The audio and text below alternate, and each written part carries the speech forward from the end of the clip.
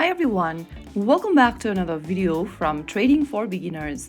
Today in this video, we are going to learn how you can easily make your cTrader profile public.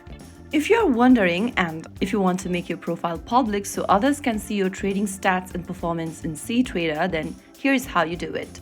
First of all, launch open cTrader application on your device and log in. Once you're logged in, go ahead and click on the cTrader logo at the top left corner or your profile icon, and then click on the gear button right next to the email at the top right.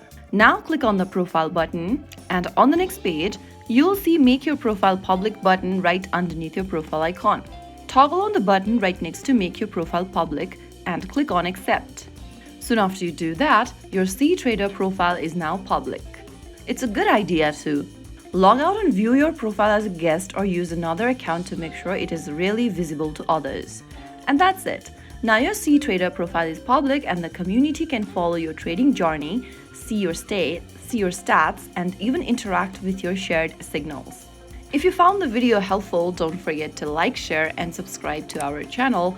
I will be back again in the next video. Stay tuned till then.